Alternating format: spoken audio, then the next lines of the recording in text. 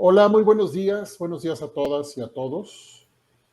Vamos a realizar un cafecito sereno más del programa de Seguridad Ciudadana. Es un cafecito muy especial porque esta vez estamos mirando hacia Europa. Quiero rápidamente compartirles que en mi carrera personal, desde muy joven, comenzando estos temas, Europa ha sido una referencia de investigación, de contraste, de comparación y de aprendizaje profundo que ha nutrido, en mi concepto, con mucha fuerza, ha nutrido un horizonte de sentido para empujar en México y en América Latina la reforma democrática de la seguridad. Europa tiene muchísimo que enseñar, como lo tiene cualquier región del mundo, de diferente manera quizá, con métodos diversos.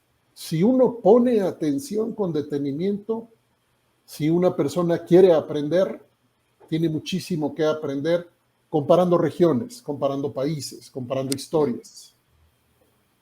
Hay que siempre enfatizar, porque a veces esto confunde y ya sabemos la respuesta inmediata que hay de muchas personas que cuando se les invita a hacer análisis internacional comparado suelen repetir la frase, la postura política que niega el valor de la imitación.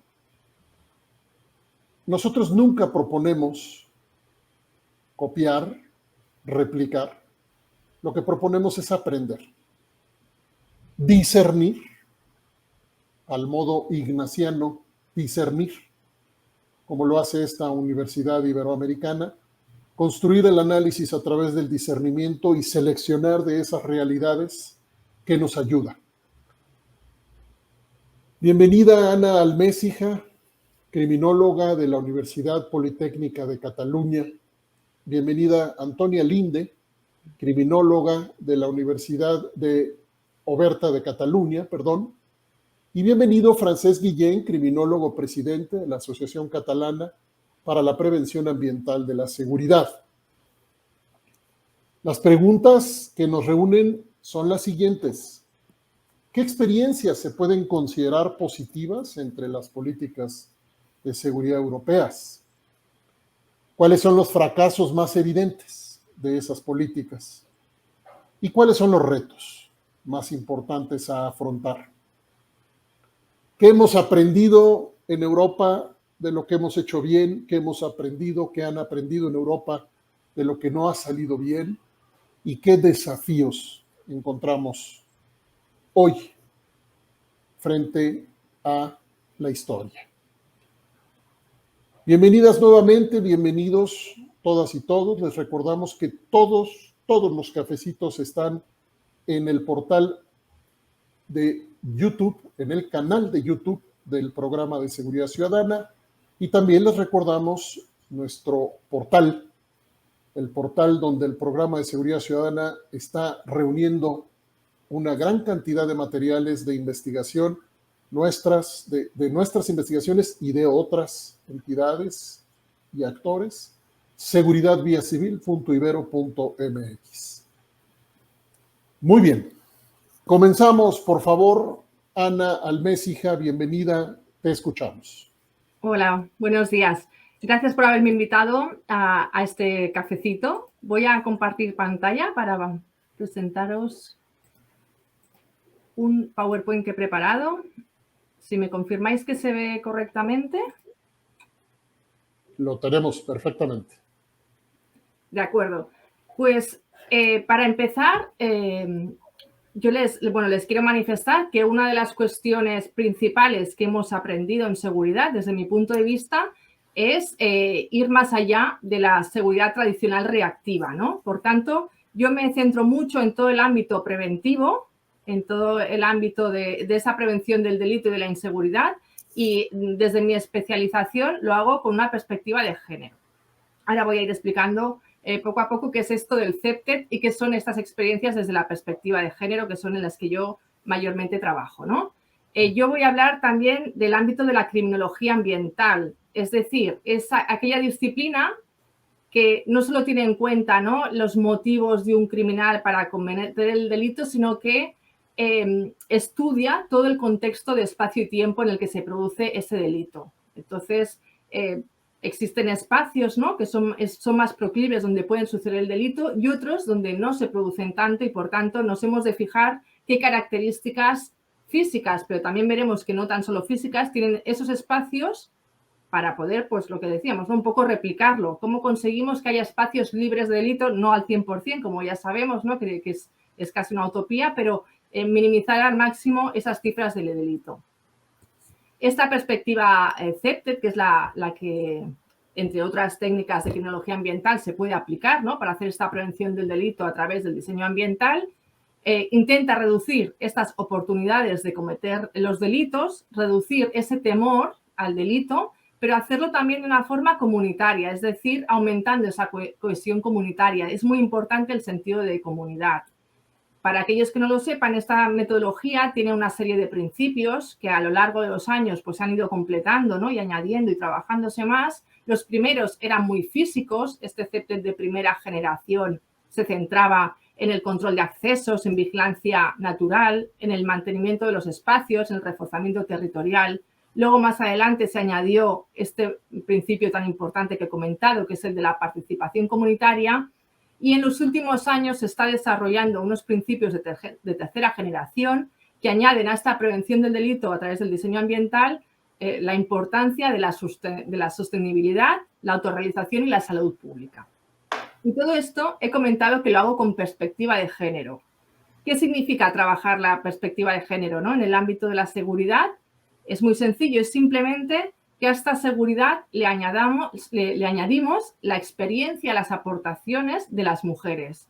Es decir, trabajar las necesidades específicas de seguridad que tienen las mujeres, y esto con un objetivo claro, ¿no? Es decir, la igualdad entre mujeres y hombres solo se conseguirá si aplicamos esta perspectiva de género, ¿no? Si tenemos en cuenta estas diferencias que hay en cuanto a cifras en determinados delitos, en cuanto a las percepciones de inseguridad, que luego hablaremos, pero también seguridad con perspectiva de género, recordemos que es muchas otras cosas, por ejemplo, tener en cuenta las necesidades de las mujeres profesionales de la seguridad, porque solo teniendo en cuenta esas necesidades podremos atraer a más mujeres a la seguridad, que ya sabemos que es un sector donde somos muy poquitas mujeres y, por tanto, solo incluyendo esta perspectiva de género podremos atraer a más mujeres a nuestro ámbito.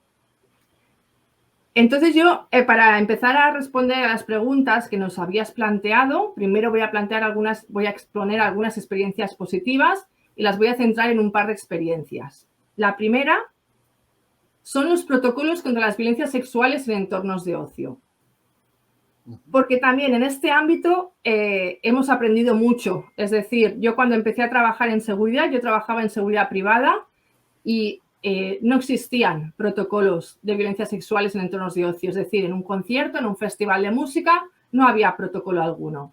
Es más, cuando trabajabas como dirección de seguridad, ¿no?, o con los profesionales de seguridad y planteabas, ¿pero qué medidas se van a adoptar para combatir las violencias sexuales?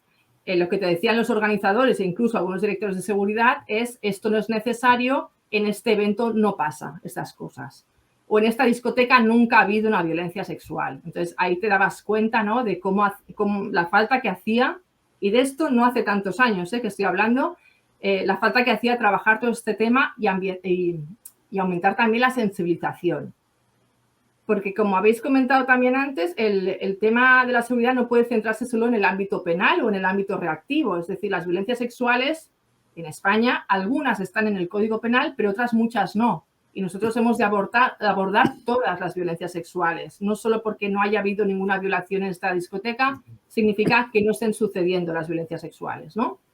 Entonces, a lo largo de los años, este tema pues, ha ido avanzando y ahora aquí, por ejemplo, muestro 2 protocolos de abordaje de las violencias sexuales en entornos de ocio. Uno está hecho por el Ayuntamiento de Barcelona y otro por el Perdón, Departamento de disculpa, Interior. Ana, Sí, todavía estamos en pantalla mirando tu portada.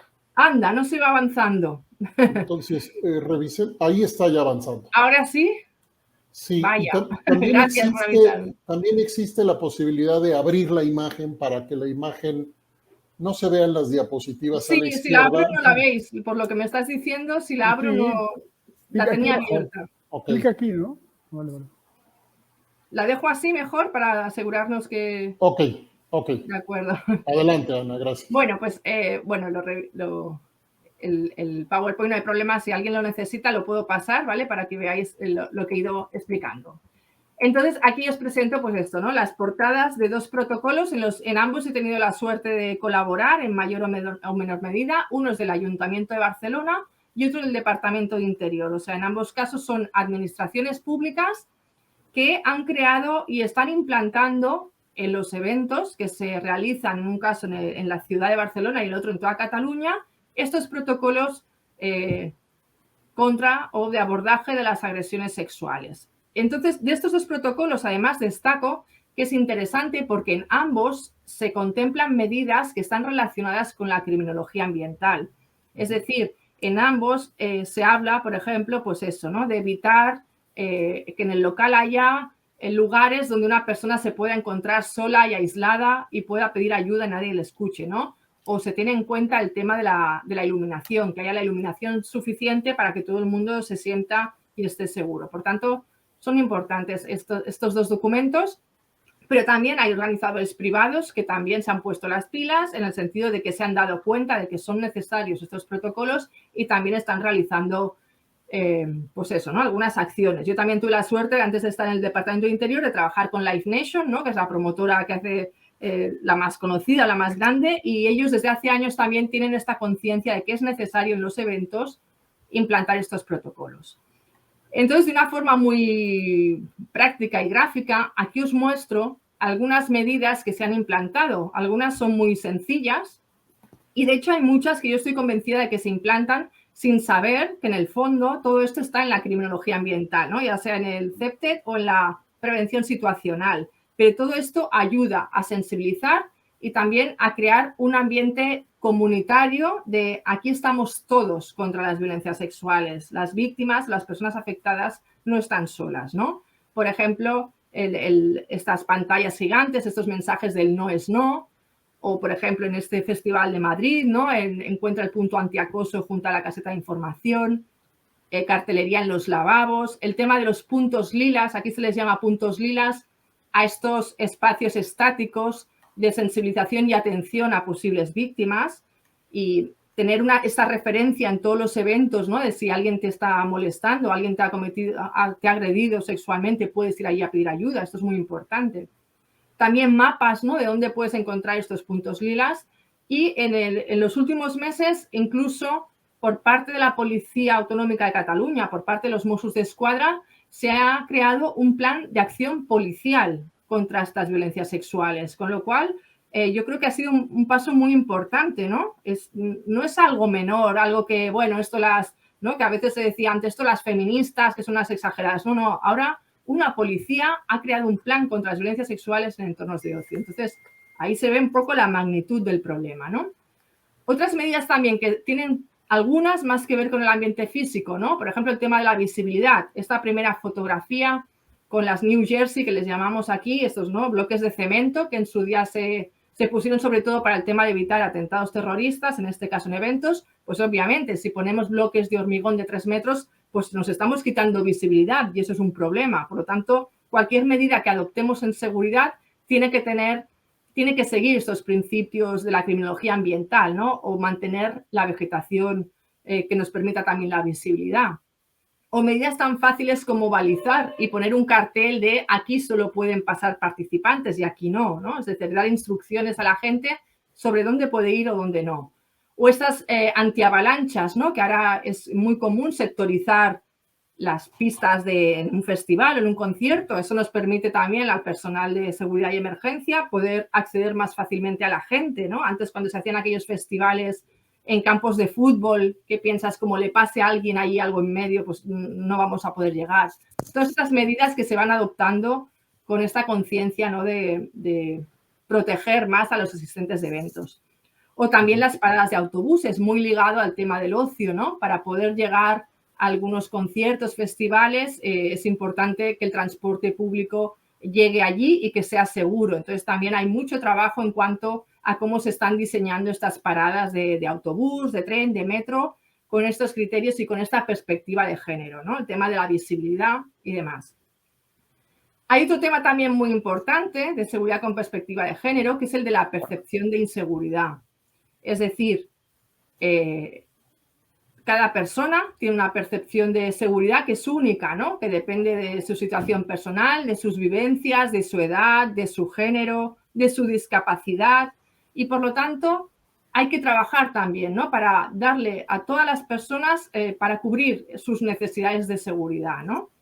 Hay mucha gente cuando dice, qué tontería esto de trabajar la seguridad con perspectiva de género, ¿no? Yo en mi evento protejo a todo el mundo por igual. Pues esa proteger a todo el mundo por igual significa que no estás protegiendo a nadie bien, porque hay que tener en cuenta, pues eso, la situación de cada colectivo. Igual que no hacemos el mismo plan de seguridad para un evento infantil que para un evento de heavy o yo qué sé, alguna cosa. Es decir, cada evento es único y los asistentes también tienen sus propias percepciones y sus propias necesidades de seguridad. Y nosotros también desde el Departamento de Interior, con Francesc Guillén al frente, se creó esta herramienta, que es la Percepción Importa, que es una herramienta que podéis encontrar en catalán, en castellano y en inglés, y está en abierto, o sea que la podéis consultar sin ningún problema, que es muy novedosa porque analiza precisamente los estallidos de percepción de inseguridad. ¿Qué es esto de los estallidos, ¿no?, de percepción de inseguridad? Pues significa cuando un colectivo, unos vecinos o un barrio detecta una situación que hace que ellos no puedan utilizar un espacio o no se sientan seguros en alguna zona, en un edificio, y por lo tanto dejan de utilizarlo, adoptan medidas autodefensivas, se manifiestan por las calles. Es decir, analizar, ¿no?, cuando hay una reacción colectiva donde se muestra una inseguridad, analizar qué está pasando ahí, ¿no? Entonces, esta guía es muy importante porque nos da, son varios cuadernillos, son muy completos, la verdad, ¿no?, donde te explica un poco en qué consiste esta guía, qué tipo de preguntas te has de hacer para analizar qué está pasando ahí, ¿no? Pues, ¿dónde ha surgido el primer estallido de inseguridad? ¿Se ha salido por prensa? Si no, ¿qué están reclamando realmente los vecinos? Ver un poco los indicadores, ¿no?, para saber qué está pasando. También hay medidas de qué metodología de investigación se puede realizar para saber, pues eso, ¿no?, para poder tener más datos, ¿no?, a quién hemos de entrevistar, qué tipo de herramientas podemos utilizar. Y luego te da un criterio, pues, para gestionar eso que está pasando y cómo no comunicarlo. Entonces, también esta guía es muy importante porque en esta guía se tuvo siempre presente desde el principio este factor de género, ¿no?, que esta percepción de inseguridad, entre otros factores, también es diferente entre mujeres y hombres. Por ejemplo, en entornos de ocio, ¿no?, el problema de la sumisión química. Si ahora de repente nos están diciendo que en las discotecas pues hay mayor riesgo de que te metan algo en la bebida y te quedes ahí desmayada y se te lleven, pues esto puede provocar en las mujeres que dejen de salir, es decir, y que incluso se manifiesten y tal. Pues entonces esta herramienta nos sirve para analizar un poco qué está pasando y buscar soluciones. Por lo tanto, animo a todo el mundo a consultar el documento y poder utilizar esta guía. Esto en cuanto a un par de experiencias positivas que os he querido explicar. En cuanto a los fracasos, ¿no?, o situaciones que no se están resolviendo como nosotros esperaríamos, en este mismo ámbito que os he comentado, pues a pesar de todos estos protocolos de violencia sexual que estamos implantando, sigue habiendo violencia sexual, sigue habiendo sumisión química y, por ejemplo, en los últimos meses nos estamos encontrando en Cataluña y en toda España el tema de los pinchazos, que no sé si sé que en Europa ha pasado en otros países, ¿no?, que ha habido estos estallidos de inseguridad que dicen que a las mujeres en los espacios de ocio se les está pinchando, ¿no? A veces hay quien dice que se estaba inyectando sustancias, otros que son simple pinchacitos. El caso es que realmente es un tema que en los últimos meses ha estado presente en la prensa y ha ocasionado realmente, pues eso, ¿no? Una percepción de inseguridad para las mujeres en estos espacios de ocio, ¿no? Y por Perdón, tanto, Ana, sí. disculpa, para la gente en México y quizá en América Latina, hay que aclarar que es un pinchazo. Sí, no, pinchazos son tal cual, te pinchan, no se sabe si con una jeringuilla, con un imperdible, un pinchazo. Esto como un fenómeno, entiendo, altamente relevante. Sí, porque ha habido algunos casos en los que ese pinchazo, las víctimas lo han achacado, o sea, lo han relacionado con un tema de sumisión química. Es decir, me están inyectando una sustancia, yo no sé qué hice anoche y me he despertado en otro sitio. Ya. Entonces, ha Sí, habido veces... sí, la relevancia, por supuesto, no tenía que ver con el hecho mismo, sino con la dimensión de los Sí, sí. hechos. O sea, como he puesto aquí algunas, más de 60 denuncias por pinchazos igual en un fin de semana. Entonces, nos consta que en otros países, ¿no? En Reino Unido y no sé, en Francia también se habían dado, ocurrió lo mismo. Empezó a haber claro, no sabemos si es un bulo o no era un bulo, es decir, si hay que analizar cuánto hay de real en esto, si ya ha sido sugestión o no. El caso es que sí que ha habido casos que han sido reales, porque además ha habido detenciones y muchas veces eran jóvenes que decían que lo hacían pues un poco de broma, ¿no? O si hay realmente un odio misógino, ¿no? Hacia las mujeres. O sea, hay que analizar, de hecho, ya ha habido varias intervenciones en programas de análisis de qué está pasando, ¿no? Pero realmente el número de mujeres que manifestaban haber sufrido estos pinchazos era muy importante. Entonces, claro, esto como un fracaso y como también como una nueva amenaza a la que nos encontramos, ¿no? Y eso no deja de ser, pues eso, un poco un estallido de inseguridad, que puede que muchas mujeres, muchas chicas, sobre todo las más jóvenes, dejen de salir o sus padres digan, tú no sales de casa hasta que se sepa qué está pasando, ¿no?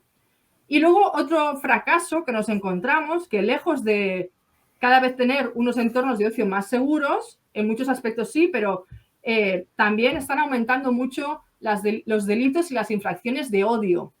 Por lo tanto, situaciones que antes considerábamos ya superadas están volviendo a suceder, ¿no? La homofobia, el racismo, la transfobia y, por tanto, es un fracaso porque llevamos muchos años trabajando contra el odio y en vez de disminuir, están aumentando estos delitos e infracciones. Por lo tanto, hay que seguir sensibilizando y sobre todo aquí nos está pasando mucho lo de combatir los bulos, ¿no? Y la desinformación.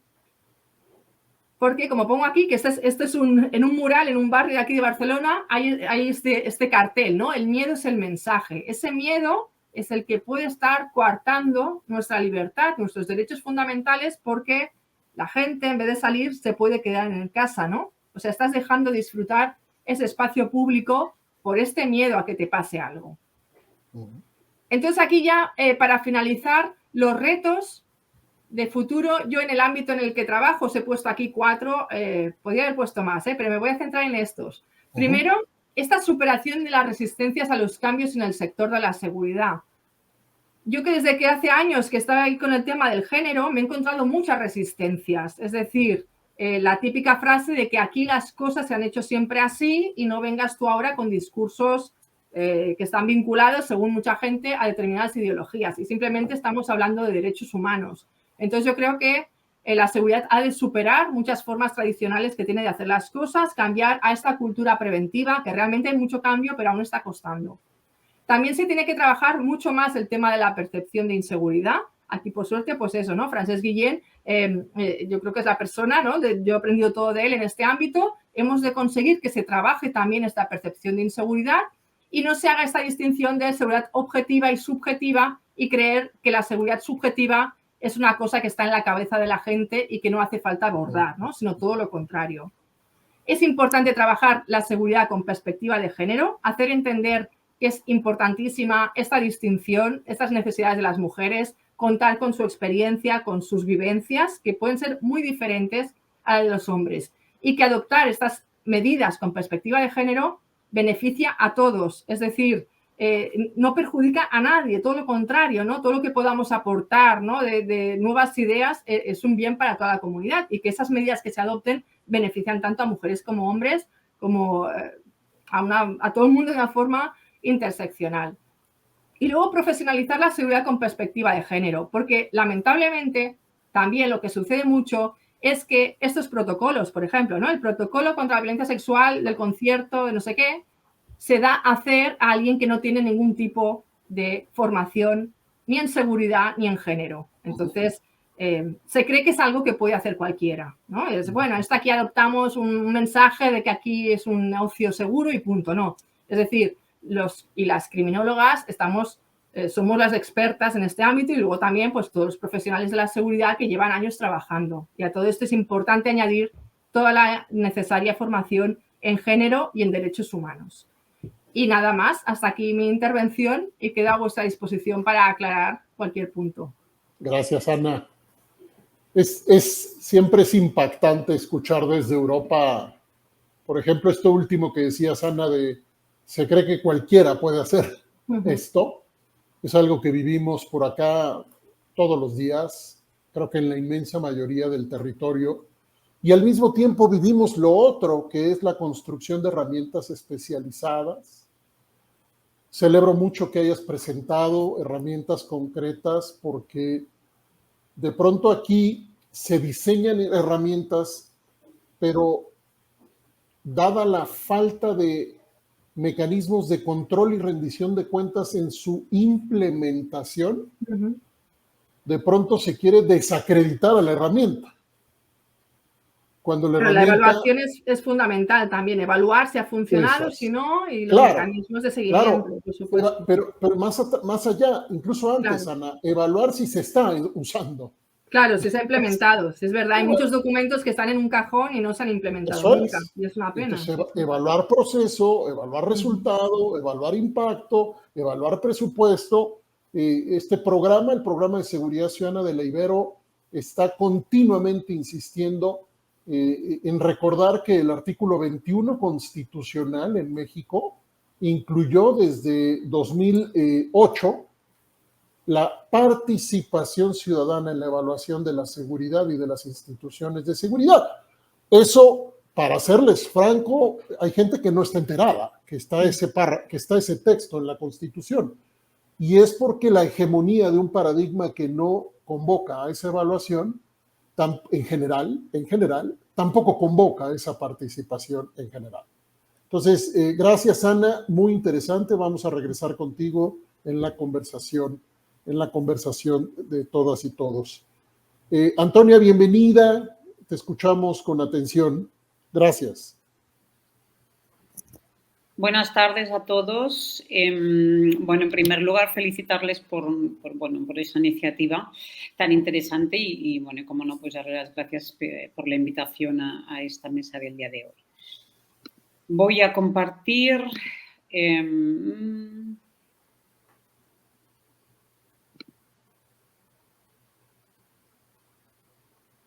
Vamos a ver si esto me deja.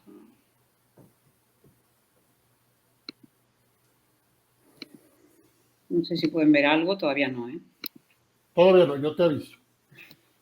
Vamos a ver. Cargar archivo, vamos a ver si es más fácil así.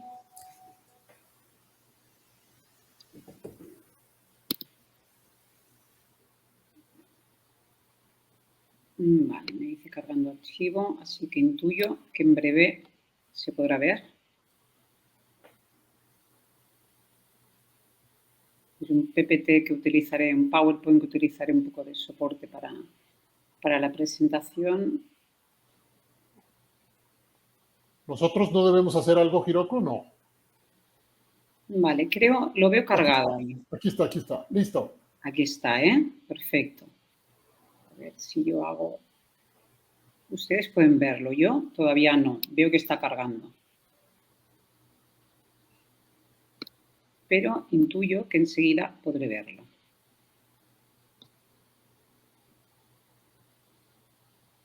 Bien, voy a abrir pantalla completa aquí, si me permiten. Que creo que lo voy a ver mejor. Vale, sí, ahora puedo verlo. Perfecto, venga, lo hemos conseguido. Adelante. Vale, muy bien. Pues, como decía, muchas gracias por la invitación. Yo en esta presentación, un poco acorde con mi campo de investigación, trataré de exponer de una manera crítica el estado de los datos, ¿no?, de las estadísticas sobre criminalidad en Europa, adaptando las 3 preguntas que se han propuesto para este debate. Mi idea es mostrar las dificultades con las que nos encontramos en relación a las estadísticas sobre delincuencia cuando se quiere dar un uso a estas, comparar, ¿no? Mencionaré cuáles son las experiencias positivas, las deficiencias o carencias que hemos venido detectando y que todavía persiste la mayoría de ellas en relación a los datos sobre, como digo, delincuencia. Y mencionaré también con qué dificultades nos encontramos que, digamos, que empañan esa viabilidad de la comparación entre países, ¿no? Y, por último, mencionaré, no sé si los retos, pero sí, digamos, las acciones de mejora, por decirlo de alguna manera, que deberían implementarse en este sentido en el futuro, ¿no? Hacia dónde deberíamos mirar. Bien, fuentes de datos sobre criminalidad. No es necesario mencionar la necesidad capital, ¿no?, de disponer de datos, de información, de datos sobre delincuencia para poder analizar el fenómeno criminal empíricamente. Y esto nos va a potenciar, nos va a dar la posibilidad de idear, ¿no?, de construir políticas criminales, políticas de seguridad. En ese sentido, los investigadores contamos con dos tipos de fuentes, ¿no? Por un lado, las estadísticas oficiales, que son aquellas generadas por las instituciones del Estado, y estas, pues, presentan unas limitaciones bien conocidas por todos los que investigamos en este terreno, ¿no? Lo que ha llevado a los criminólogos a idear, ya desde los años 70, fuentes alternativas, ¿no?, que nos permitan, digamos, minimizar la denominada cifra negra, ¿no?, que tanto tememos. Estas fuentes alternativas serían las denominadas fuentes no oficiales. Básicamente, la encuesta de victimización y la encuesta de delincuencia autorrevelada o de delincuencia de encuesta autorreporte, ¿no? A nivel internacional, ya lo conocerán ustedes, porque no solo alcanza, digamos, países de Europa, sino países del resto del mundo. Se ha llevado a cabo una serie de encuestas, la más destacada es el ICBS, ¿no?, el International Crime Victim Survey, la encuesta internacional de victimización, y por otro lado el ISRD, que es la encuesta internacional de delincuencia autorreportada. Se han llevado a cabo puntualmente otras encuestas concretas o temáticas, podemos decir, como son la encuesta internacional de violencia contra la mujer o la encuesta europea de minorías y discriminación. Bien, estas encuestas han proporcionado, desde mi punto de vista, una información muy, muy, muy valiosa en el ámbito de la delincuencia y también de la seguridad, pero también ha proporcionado una información muy, muy insuficiente, ¿no?, puesto que hay que decir que a día de hoy estas encuestas son muy limitadas, ¿no? A nivel nacional, pues buena parte de los países no disponen de encuestas periódicas, y a nivel internacional, pues estas no tienen la regularidad, ¿no?, estas dos que mencionaba, la regularidad que sería deseable, y en muchas ocasiones el número de países que han participado en sus ediciones ha sido muy, muy limitado. En consecuencia, como decía, si bien es cierto que todas las estadísticas oficiales presentan limitaciones y que hay que tenerlas en cuenta, la ausencia de las encuestas periódicas, tanto a nivel nacional como internacional, hace que estas estadísticas oficiales, digamos, ¿no?, las policiales, judiciales y penitenciarias, como pueden ver en el slide, pues esto es lo que para nosotros constituye a menudo el indicador de la delincuencia al que recurren pues el Poder Legislativo para modificar el Código Penal, el Poder Ejecutivo al establecer pues prioridades de política criminal, incluso la prensa al informar o al criticar, ¿no?, la posición relativa de un determinado país en los rankings, ¿no?, de delincuencia internacional. Y, cómo no, también son el tipo de datos a los que recurrimos pues, investigadores y también profesores universitarios especializados en la criminología. Digamos que este es el recurso más utilizado. Bien, principales fuentes internacionales. Yo rápidamente quería nombrar las principales, hay otros recursos, pero a las que todos echamos mano para trabajar sobre datos, sobre información sobre delincuencia, ¿no? Bien, desde hace ya unos años se ha llevado a cabo algunas iniciativas destinadas, pues esto, a compendiar datos a nivel internacional. Podemos decir que las fuentes de información sobre delincuencia más relevante a nivel internacional, como digo, son de un lado Eurostat, que es la Oficina de Estadística Europea, que compendia datos desde los años 50 para un número de países de dentro y de fuera de la Unión Europea, y estos datos provienen básicamente de las fuentes oficiales de cada país, ¿no? Por otro lado, contamos con los datos del UNCTS, que es la encuesta sobre tendencias de la criminalidad de las Naciones Unidas, que proporciona datos oficiales también de un número importante de países desde los años 70 y viene publicando afortunadamente anualmente sus ediciones desde el año 2008. Otra de las fuentes interesantes de las que disponemos, como no en el ámbito penitenciario, son las conocidas estadísticas penales del Consejo de Europa, SPACE, que compendia datos penitenciarios de los países miembros del Consejo de Europa desde 1983 y que sigue haciendo esto periódicamente desde el 2009. Y, por último, me gustaría mencionar un interesante proyecto que más tarde explicaré un poco más detalladamente, que es el European Sourcebook of Crime and Criminal Justice Statistics, del conocido European Sourcebook, que ha publicado ya 6 ediciones de manera más o menos periódica cada 4 años y compendia datos oficiales de los países del Consejo de Europa. Y en la 5ª edición, y esta la última edición, la 6ª, también ha publicado datos sobre victimización y sobre medidas alternativas. Bien, en este punto, y de acuerdo un poco, ¿no?, a los compendios estos que hemos podido ver, que existen, ¿no?, y a los que podemos recurrir, creo que cabe preguntarse si estos datos que proporcionan, si es factible utilizar las estadísticas oficiales para realizar investigaciones, ¿no?, y para tomar decisiones de política criminal. ¿Es factible hacer comparaciones internacionales? Creo que vale la pena plantearse estas 2 preguntas, ¿no? En este sentido, considero que hay que tener en cuenta una serie de limitaciones derivadas básicamente de las divergencias en las formas de organizar los sistemas de justicia de cada país, en la forma que definen sus conceptos legales y en la forma en que se compendian las estadísticas en cada país en concreto. Esta falta de uniformidad, pues como sabemos, supone pues, que las comparaciones internacionales, aquellos que lo intentamos a menudo, sean extremadamente arriesgadas, ¿no? Aún así, hay que para intentar paliar estas divergencias y posibilitar al menos unas mínimas comparaciones, los investigadores lo que hacemos es intentar controlar la influencia de una serie de factores que han sido identificados también por investigadores previamente y que se conoce que estos factores tienen un efecto importantísimo, capital, podríamos decir, ¿no?, en las cifras de delincuencia, en las tasas de delincuencia.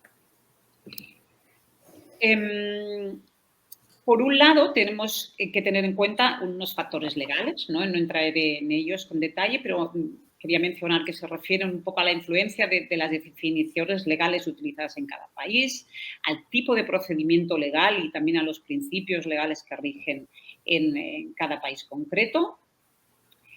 Por otro lado, encontramos, ¿no?, hay que identificar o tenerlos presentes los factores sustanciales que guardan relación con los propios niveles reales de delincuencia de un país en concreto, con la propensión de la población a denunciar y a la propensión de la policía a registrar un determinado delito.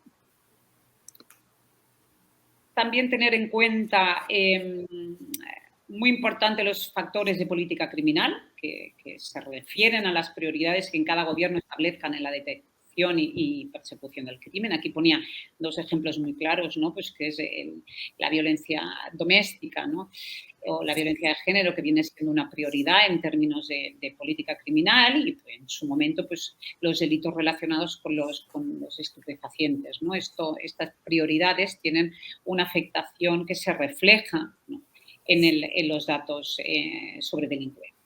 Y por último, mencionar unos factores que son muy importantes a efectos de recuento, de construcción de las estadísticas, que se relacionan, son los factores estadísticos y que se relacionan con el modo en el que se elaboran las estadísticas, es decir, con las normas que rigen la recolección de los datos y la elaboración de las estadísticas. Son lo que denominamos, ¿no?, los counting rules, ¿no?, esas normas que utilizamos o que utiliza cada país para registrar sus delitos. Bien, aquí les decía que pensaba volver al European Sourcebook. Yo diría que en este contexto de estos factores y estos que tienen una influencia importante a la hora de interpretar, ¿no?, de registrar, y por tanto hay que tenerlos en cuenta a la hora de interpretar los datos cuando uno mira, ¿no?, y busca datos en estos compendios. Y a mí me gustaría destacar el trabajo del European Sourcebook, que es una importante iniciativa. Es un grupo que está constituido por expertos en estadísticas sobre delincuencia y resalto esto porque es importante, ¿no? Por ejemplo, en Eurostat, aquellos que recopilan los datos y que piden a cada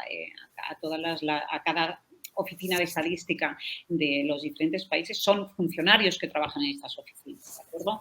El grupo European Sourcebook está constituido por expertos en estadísticas en delincuencia y esos expertos prestan atención especial al modo en que las estadísticas son registradas, ¿no? El objetivo es compendiar información y estadísticas y datos que sean comparables entre sí. El objetivo principal es conseguir una comparabilidad entre países, ¿no? Es decir, intentan controlar algunos de los factores que mencionaba anteriormente para poder establecer comparaciones viables entre países, ¿no?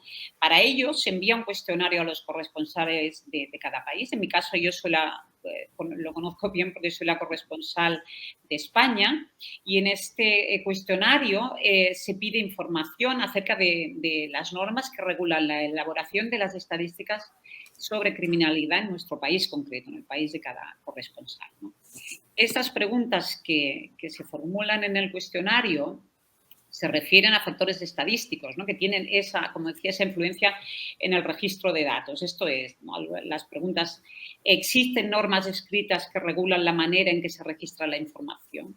¿En qué momento se recoge la información para las estadísticas? Ahora lo pongo en negrita porque ahora les mostraré el resultado de un análisis empírico que refleja la influencia de esta pregunta, de este factor.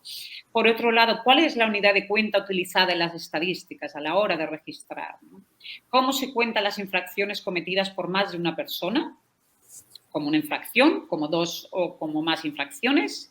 ¿Se aplica o no la regla de la infracción principal? ¿O cómo se registran las infracciones múltiples, ¿no?, como una única infracción, como dos o más, o dependiendo del delito del que estemos hablando? En relación, les decía, al momento, ¿no?, a esta pregunta de en qué momento se recoge la información para las estadísticas, me gustaría mostrarles un ejemplo empírico de un estudio que hemos llevado a cabo juntamente con el profesor Marcelo Aevi sobre la influencia de estos factores que puede llegar a tener en las tasas de delincuencia, ¿no?, de un determinado país. Hemos analizado grupos de países y España, digamos, lo hemos aislado porque nuestro interés era comparar.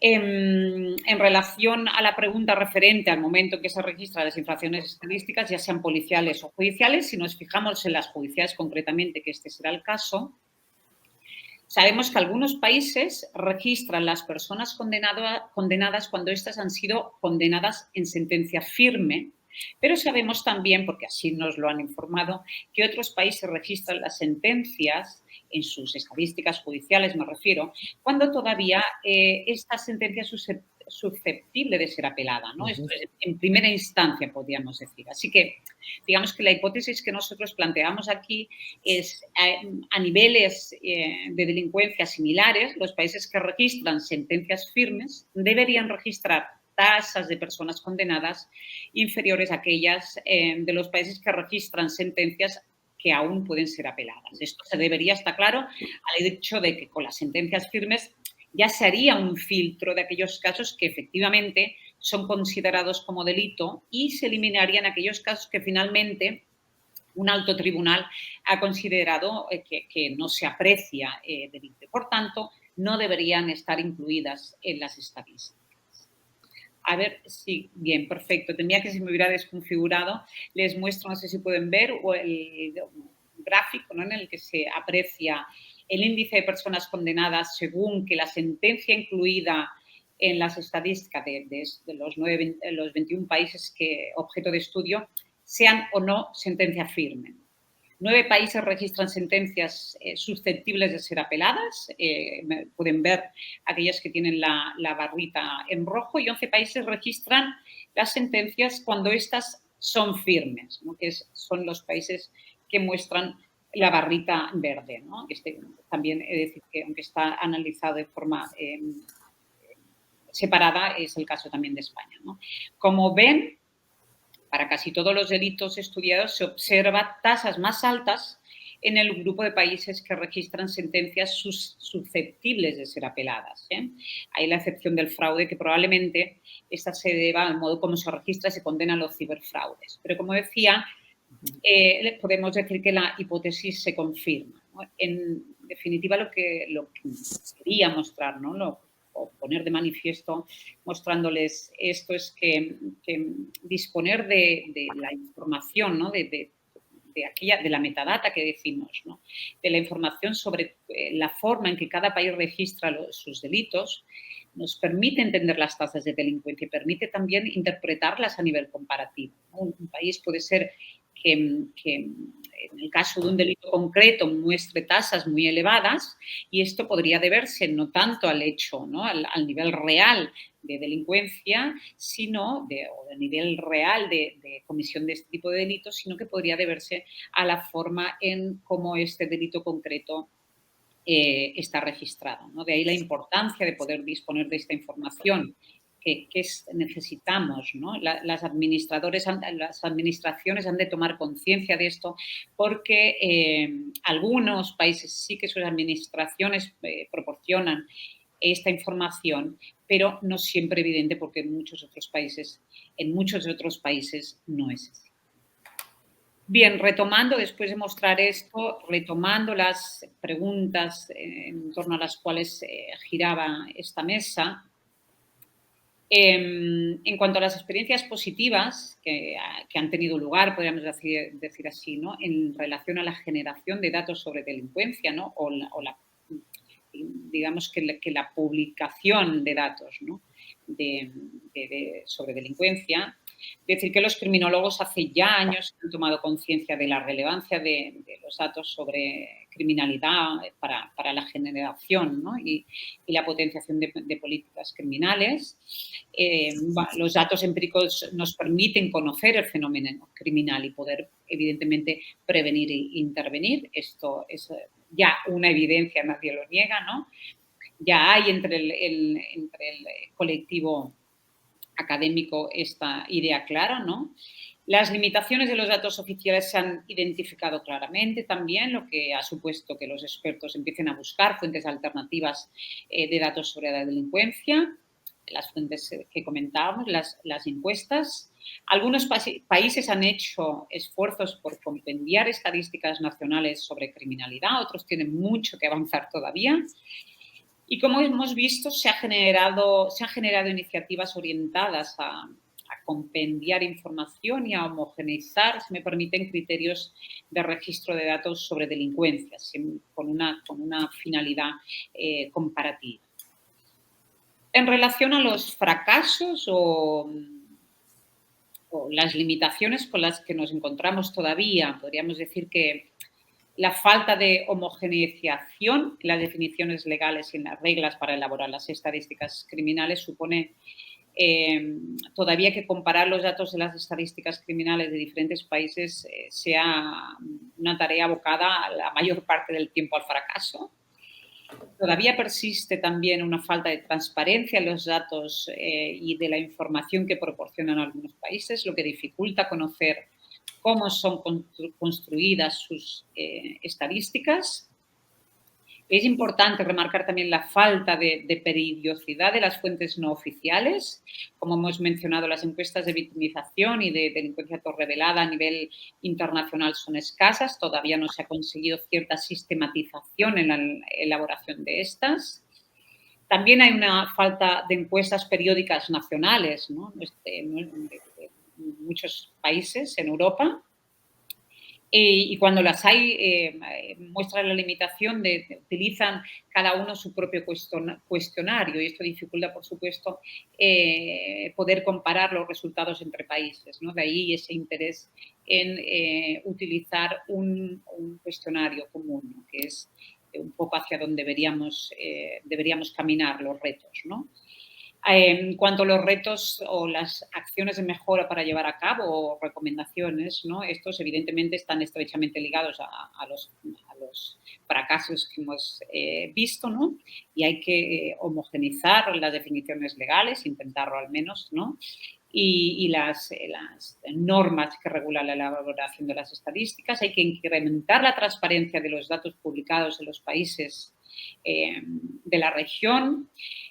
Algunos países publican mucha información sobre delincuencia, pero otros países, como decíamos, publican muy poca información y esta es muy deficiente.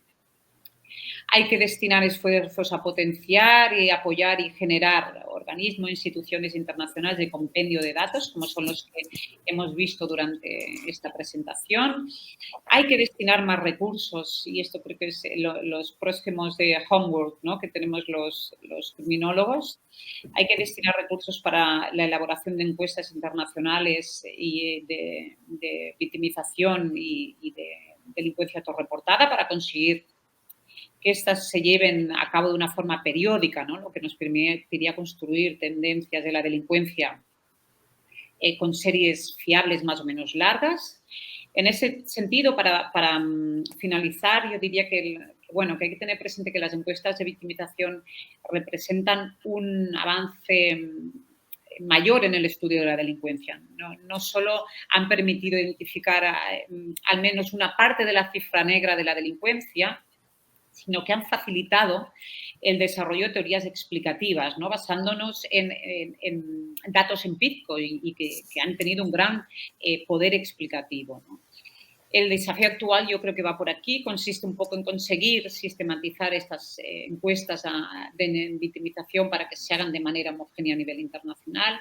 He de decir, yo doy fe, ¿no? Que en este sentido se llevó a cabo un proyecto de instaurar una encuesta europea periódica de victimización en 2013, para la que ya se había realizado dos, lo digo con conciencia porque yo participaba en ese proyecto en ese momento, ya se habían realizado dos encuestas piloto y se había ya aprobado el cuestionario por todos los países, pero lamentablemente fue rechazado por el Parlamento Europeo, de manera que hemos de decir que desde 2005 se ha hecho prácticamente imposible comparar de manera fiable. 2005, que es el último año, es el año de la última encuesta internacional, y desde entonces ya parece que no se ha hecho posible comparar de manera fiable la delincuencia en diferentes países a nivel de victimización.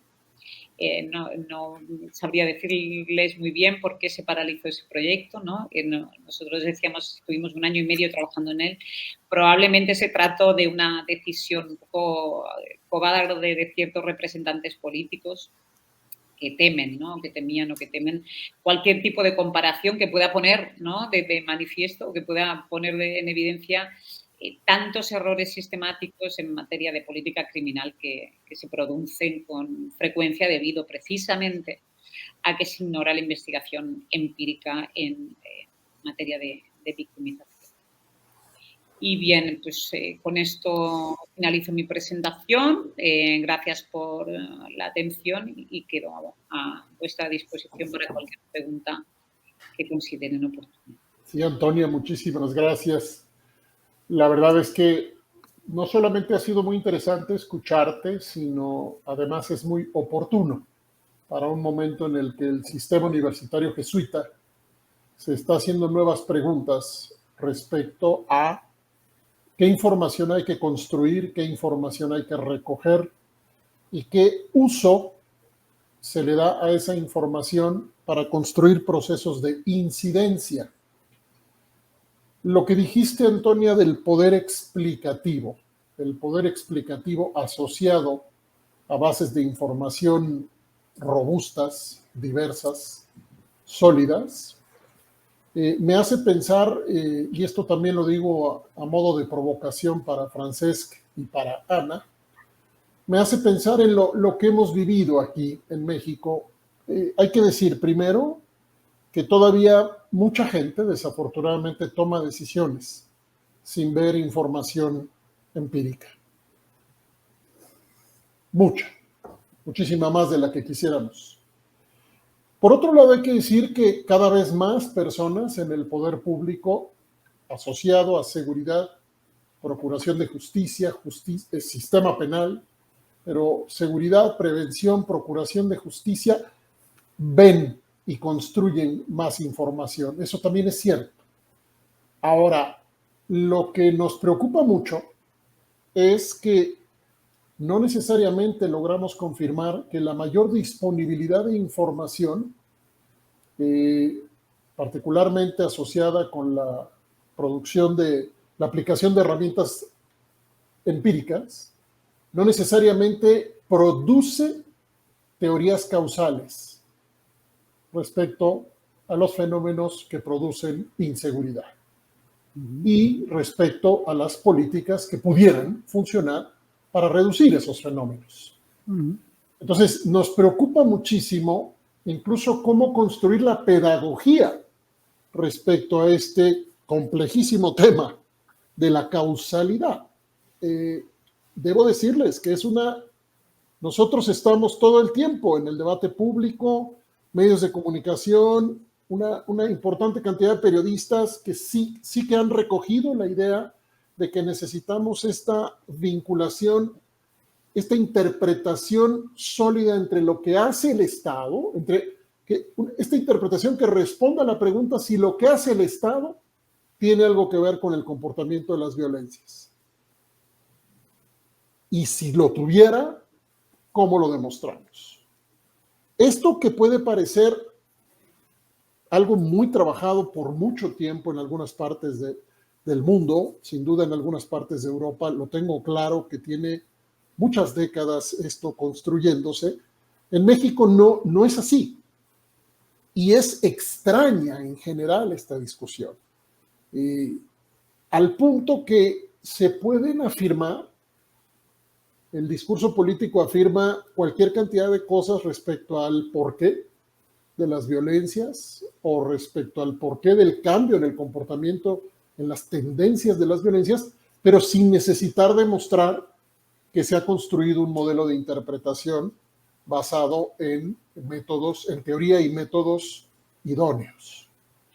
En consecuencia, el discurso político de pronto no tiene que argumentar, no tiene que justificar, no tiene que rendir cuentas de lo que hace frente a esas violencias.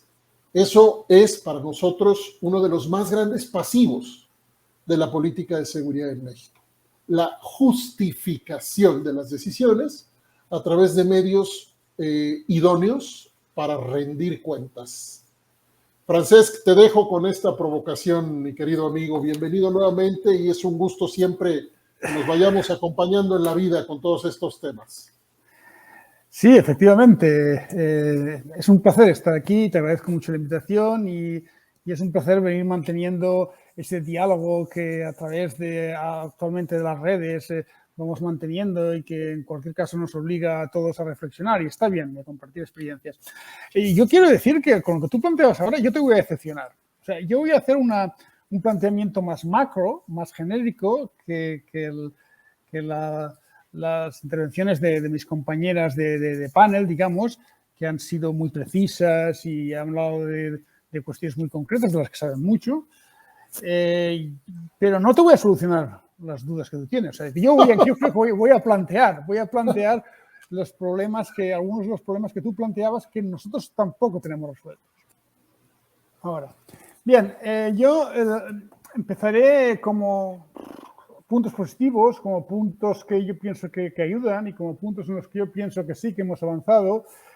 Yo creo que hemos avanzado en identificar los factores clave de la seguridad. Es decir, ¿cuáles son los elementos que son fundamentales para diseñar políticas de seguridad que puedan hacer que la gente viva más tranquila? En primer lugar, la proximidad. Yo creo que nadie duda que el tema de la proximidad es muy importante, sobre todo en ámbitos como los que señalaba antes Ana, el tema de protección de seguridad, aunque hay aspectos estructurales o mediáticos que son importantes, las problemáticas muy próximas a la ciudadanía son muy importantes, ¿no? Entonces, desde este punto de vista, esto ha roto un poco con las dinámicas anteriores, en las que se consideraba la seguridad muy desde los ministerios del Interior y donde se conocía realmente teóricamente todo lo que pasaba y no hacía falta tener un conocimiento adecuado de los problemas concretos. Yo creo que esto es una, como a nivel teórico, es una pista superada o una pantalla superada. Nadie niega esto. A ver, siguiente. Otro aspecto que también todo el mundo tiene claro es el tema de las macroamenazas. Es decir, al mismo tiempo que tenemos un problema muy de proximidad, de problemáticas muy concretas, del barrio, de algunas calles, tenemos un problema global que no es solo literario, que es real. Es decir, el crimen organizado acaba incidiendo en la proximidad también. Es decir, que estas grandes bandas, sean de crimen organizado, sean terroristas, acaban cometiendo los delitos en ámbitos concretos y hay que gestionarlas hay que afrontarlas de manera muy diferente a la que se afrontan los problemas de proximidad. Esto nadie lo niega, ni los partidarios acérrimos de la proximidad niegan que esto influencia y que a esto hay que hacerle frente de alguna manera.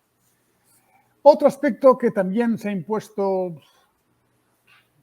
con claridad es el tema de la pluralidad de actores, que aquí ahora no me sale, perdón, aquí algo ha salido mal, porque esto no estaba así, no estaba solo las mujeres, aquí había bueno, es igual, dejémoslo. No sé por qué me sale esta transparencia como me sale, pero el tema de la pluralidad de autores también es innegable. Nadie niega que esto ya no es un problema únicamente de la policía, nadie niega que esto incluso no es un problema únicamente de los servicios públicos, sino que aquí, debido a la complejidad, yo aquí me estoy haciendo un lío terrible con un momento, por favor, que tengo problemas para situarme aquí con él. Ahora sí va a funcionar mejor esto, espero.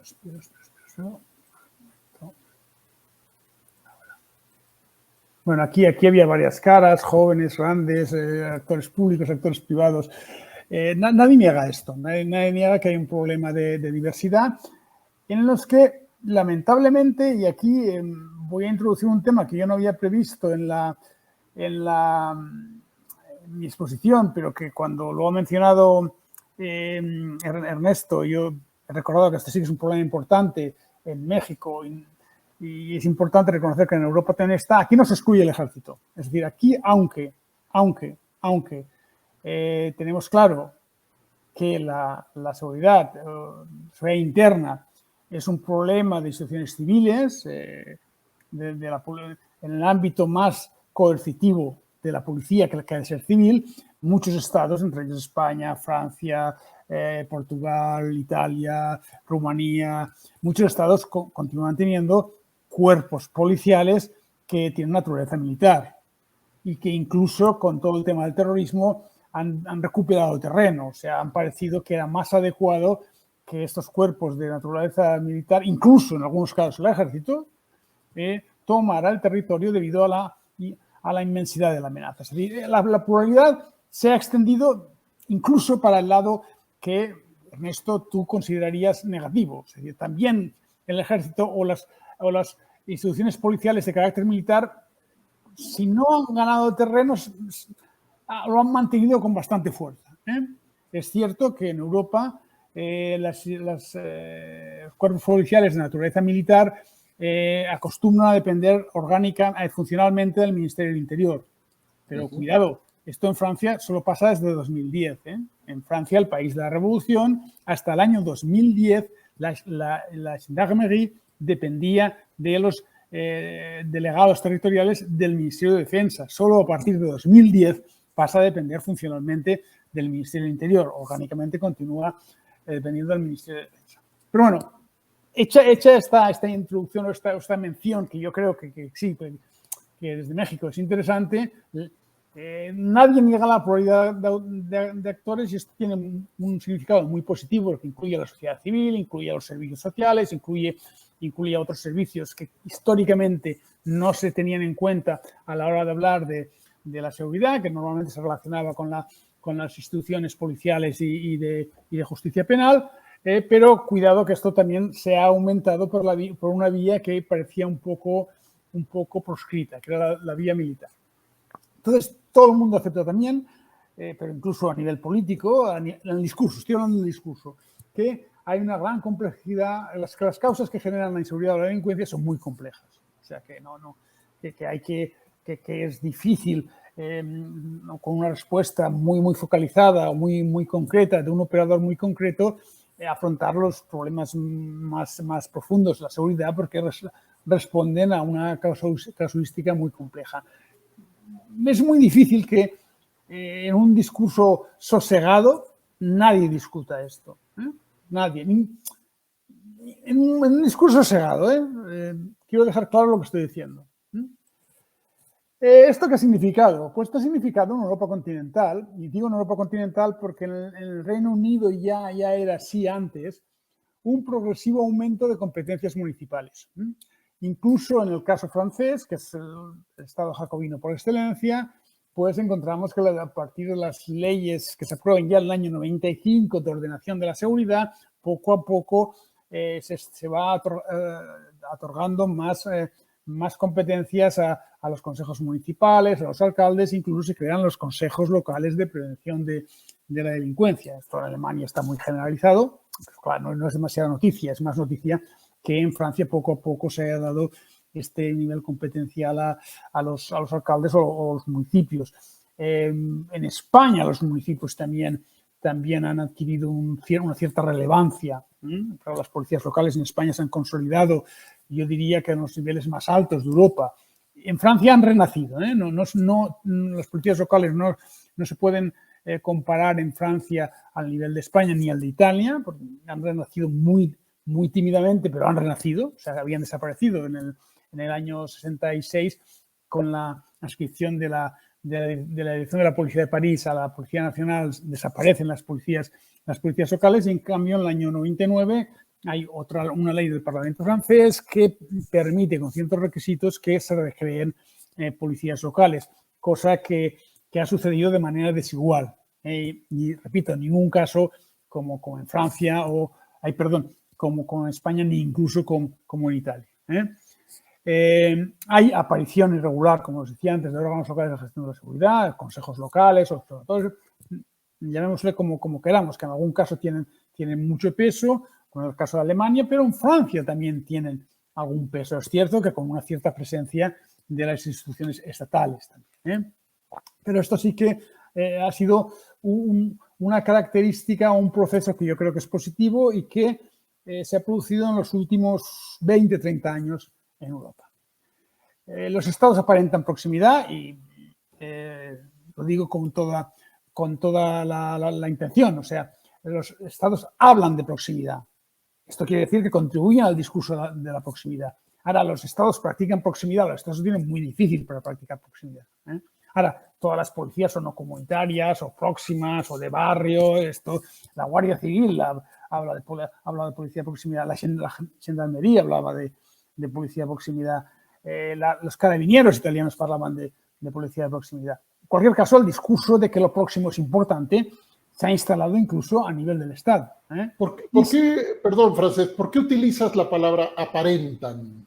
Porque los estados no practican proximidad, porque lo tienen muy difícil para practicar proximidad, pero sí que construyen el discurso, porque consideran que el discurso o es convincente o vende, depende de las circunstancias, pero es muy difícil para el aparato del Estado que cuando mantiene las competencias sobre cuerpos e instituciones que tienen incidencia en la seguridad, lo tiene a nivel del Estado. Estamos hablando de estados con unas dimensiones bastante grandes. Es muy difícil hacer policía comunitaria, desde la Guardia Civil, desde los Carabinieri, desde la Policía Nacional o desde la Policía Nacional Francesa. A eso me refiero. Y eso se nota. Incluso, mira, yo te diría, y que no me pegue nadie, los Mossos de Escuadra, como un cuerpo de 18.000 personas en un territorio como el de Cataluña, a veces tienen dificultades, porque las estructuras grandes tienen dificultades a trabajar la proximidad. Es más sencillo con estructuras más reducidas y más próximas al territorio. Esto es matemático, ¿no? Está en el ontos de las cosas, no responde a una mala voluntad, ¿no? Y al mismo tiempo se visualizan instrumentos de cooperación entre diversos actores territoriales y sociales. Hemos estado en una época en que aparecían los consejos de seguridad urbana, formal o informalmente, las juntas locales de seguridad en España, los consejos que he mencionado en Italia, en Alemania, en Francia, pero incluso en Italia se pueden encontrar, ¿eh? Es decir, que órganos que intentan que a diversos niveles, diversas instituciones colaboren, que esto antes era bastante inédito. Hablo en Europa continental, ¿eh? En el Reino Unido es otra realidad y en el Reino Unido incluso se ha ido en sentido inverso, porque ese contrapeso de la proximidad y de las macroamenazas hace que se requieran las dos cosas, un nivel muy próximo, pero también una estructura más macro o más transterritorial o interterritorial que pueda hacer frente a las macroamenazas. Eso en el Reino Unido ha significado pues, una tendencia a crear organismos unificados a nivel del Estado en temas como terrorismo, como el antijuliganismo, como la investigación criminal, etcétera, etcétera, ¿no? O sea, es decir, que esto ha sido irregular en función de dónde se venía.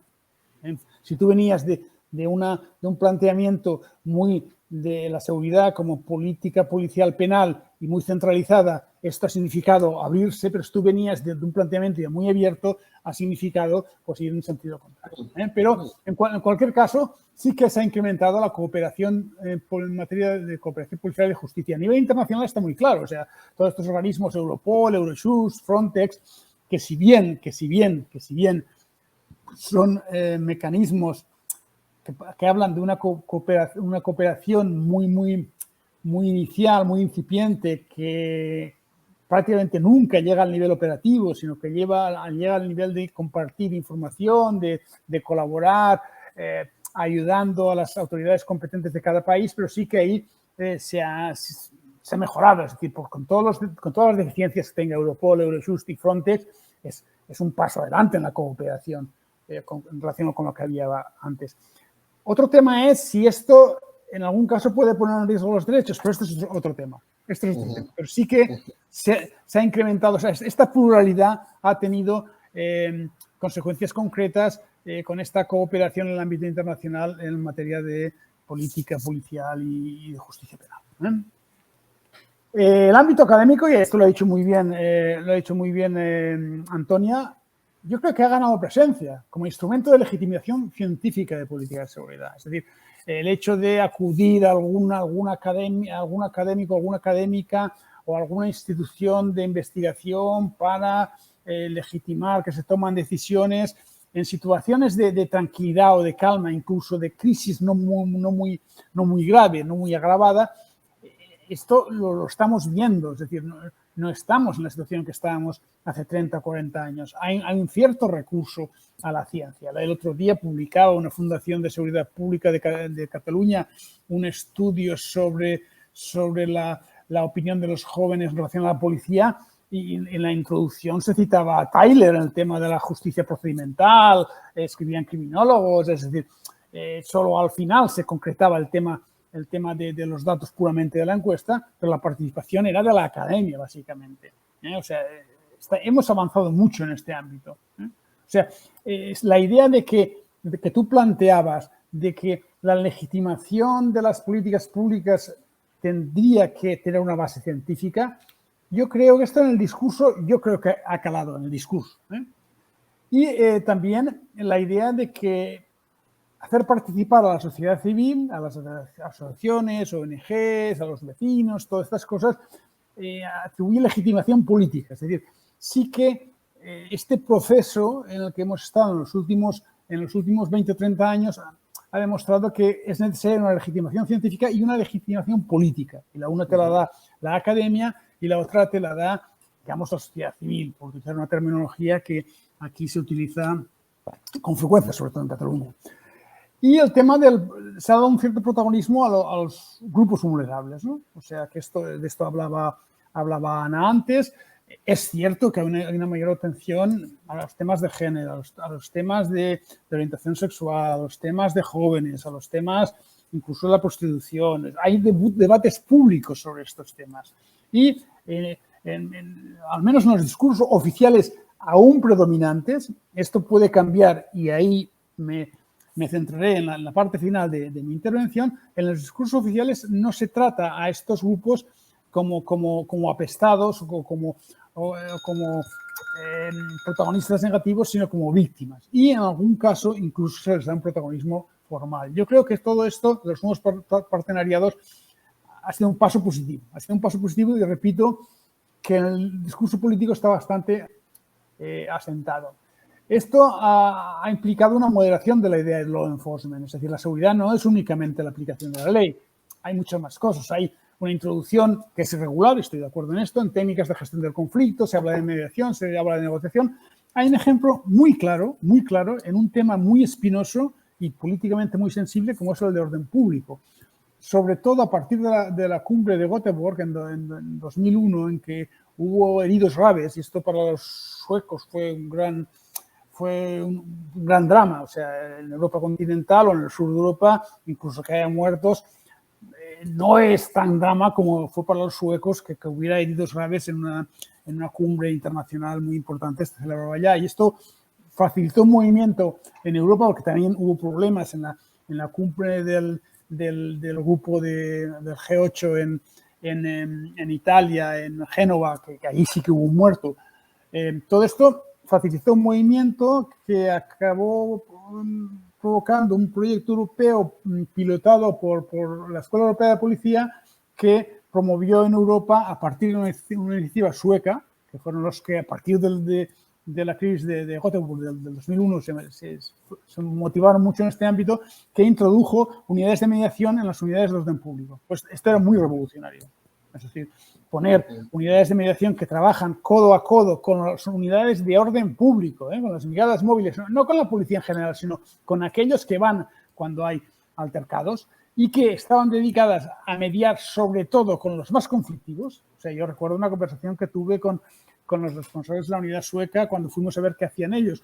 Les dije, bueno, pero vosotros se dedicáis sobre todo para tratar con los organizadores de las manifestaciones más o menos bien organizadas y tal. Dice, no, con estos no necesitamos ninguna interlocución. Nosotros estamos para interlocutar con los más violentos. Bueno, esto fue un cambio importante y que se ha introducido de manera irregular, pero se ha introducido en diversos cuerpos de policía europeo, en diversas organizaciones policiales. Sigamos. Ahora intentaré ir más rápido, que si no me voy a comer el tiempo. O sea, en realidad, las partes negativas es que estamos, según mi punto de vista, y luego Ana y Antonia dirán si están de acuerdo o no, una diglosia. Una diglosia entre lo que es el mensaje y la realidad.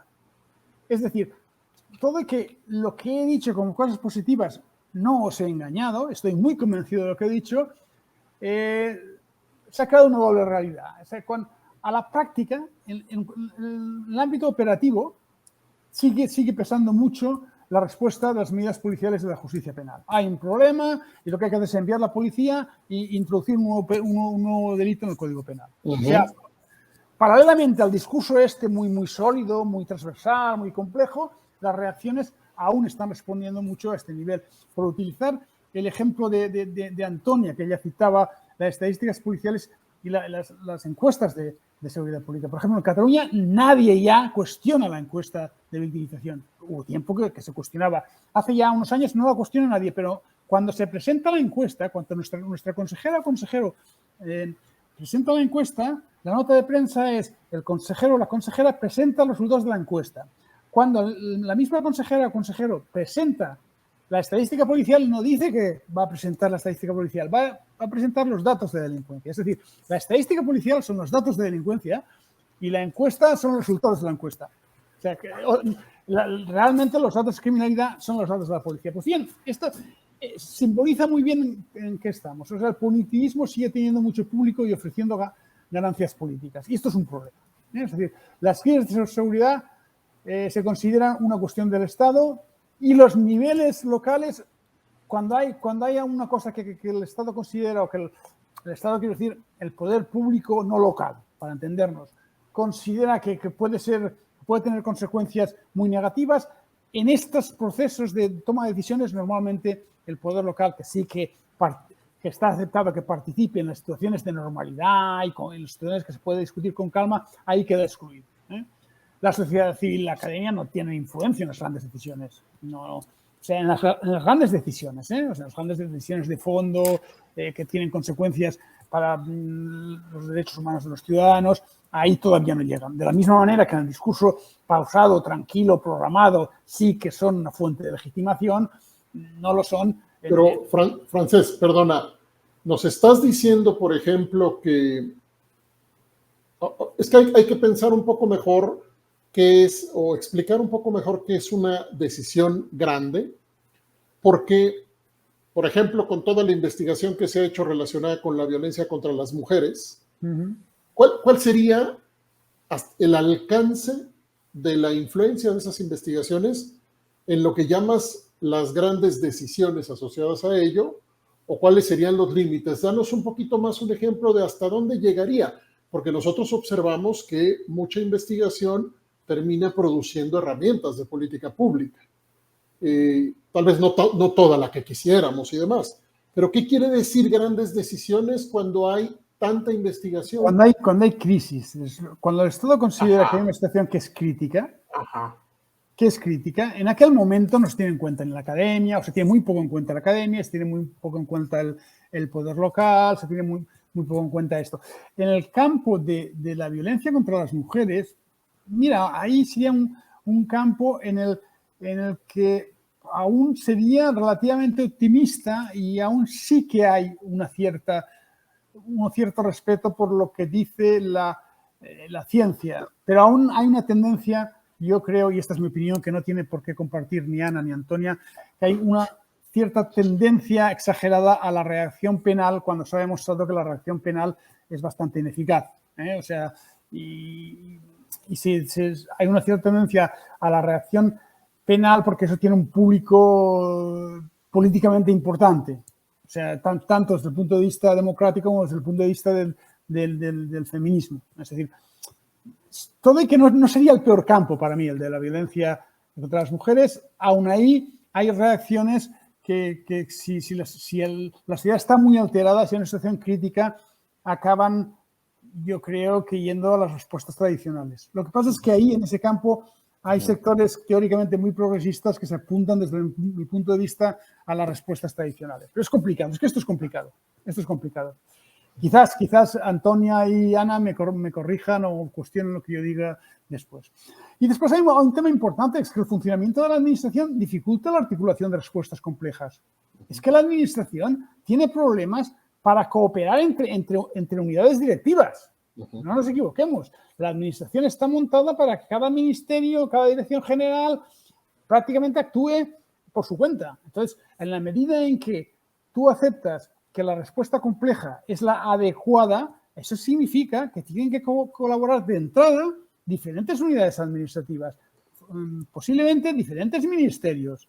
Y esto es muy complicado en el procedimiento administrativo. O sea, yo recuerdo, no diré nombres, con lo cual no voy a ofender a nadie, una antigua directora general mía, cuando yo le planteaba que para prevenir, por ejemplo, nosotros teníamos que colaborar con el Departamento de Educación, porque había muchos temas que estaban relacionados, me decía, sí, hombre, yo ahora le voy a decir a mi consejero que vaya a hablar con el de Educación y me va a enviar a tomar el viento, ¿no? Entonces, bueno, esto refleja muy bien lo que es la administración. Y si encima dices, no, es que no solo es con diferentes unidades administrativas, sino con unidades de otras administraciones y con asociaciones. Esto es muy complicado. O sea, no es que haya funcionarios perversos, que los hay, sino que la propia dinámica administrativa dificulta el poner en práctica todo lo que yo creo que la ciencia sí que ha puesto sobre la mesa. Todo y que, como después añadiré, o como puedo añadir ahora, la ciencia también tiene un debe, y es que le ha costado dar o iluminar sobre la utilidad práctica o sobre cómo hay que ejecutar, tú lo decías antes, o qué consecuencias prácticas en la intervención de la administración ha de tener el descubrimiento científico. Es decir, aquello que nosotros sabemos sobre la violencia contra las mujeres, sobre el terrorismo, sobre la percepción de inseguridad, sobre la delincuencia juvenil, sobre lo que queráis, que sabemos, y bastante, incluso en España, cuando empezamos a tener doctrina sólida, que antes nos quejábamos que eso solo lo encontrábamos en el Reino Unido. Pues bien, yo creo que nos falta dar un paso en, bueno, esto, ¿cómo se puede implementar? Yo creo que esto es un debe que está en nuestro lado. El otro lado tiene los debes de que decía Ana antes, la resistencia al cambio. Es decir, tiene sus debes, pero en nuestro lado está esto. Y esto es importante, o sea, porque al final hay una parte de los operadores que no son intrínsecamente endogámicos ni perversos, que lo que quieren es tener respuestas que les solucionen los problemas. Y si tú les acabas dando respuestas que les solucionen los problemas, las acabarán adoptando. Entonces, ahí nos falta un ámbito de relación, ¿no? Y la democratización ha generado, o sea, el hecho de que se debata sobre política ha generado también, esto es negativo, esto es un problema, una dinámica partidista. O sea, en que se utiliza incluso el conocimiento para poner en evidencia al otro, pero con la intención de ponerlo en evidencia, nada más. Es decir, y esto dificulta la elaboración de políticas a corto y medio plazo. El problema de las soluciones que plantea la ciencia es que un proyecto para solucionar a medio y largo plazo la delincuencia juvenil, la percepción de seguridad en los barrios, no sé qué, esto irá más allá de una legislatura. Entonces, claro, ahí le entran las prisas al político de turno que quiere presentar resultados. Y le es mucho más fácil que se vea más policía en la calle, que se detenga más gente, que no que se vean resultados de todo esto. Porque hay una utilización partidista de un procedimiento democratizador de la seguridad que es legítimo y que es positivo, ¿no? Entonces, claro, la exigencia de resultados inmediatos lleva a que muchas autoridades pues abandonen esto. Y voy a intentar acabar porque si no, no tendremos tiempo del debate. Y un problema que hemos olvidado, y algunos de los académicos, es que la intervención del Estado en seguridad es un uso del poder soberano para mantener el status quo. O sea, no nos olvidemos. Y esto lo hemos olvidado. Y esto hace que haya un momento en que, por ejemplo, todo el tema de los grupos vulnerables nos acaba chocando en gran parte con la legalidad en algunos casos, pero claro, no nos olvidemos de que el sistema de justicia y el sistema de policía está montado también en democracia para mantener el status quo. Es decir, y grupos marginales que lo que ponen en evidencia es la injusticia del status quo, cómo integrar esto es muy complicado. Uh-huh. Y en el momento en que el Estado se sienta amenazado, regreso al pasado y olvido de la ciencia. Y eso hay que tenerlo en cuenta. No nos olvidemos que en el sistema de justicia penal, en el sistema de intervención de la policía, hay una parte que es el mantenimiento del status quo y eso hace que el Estado entre en contradicción.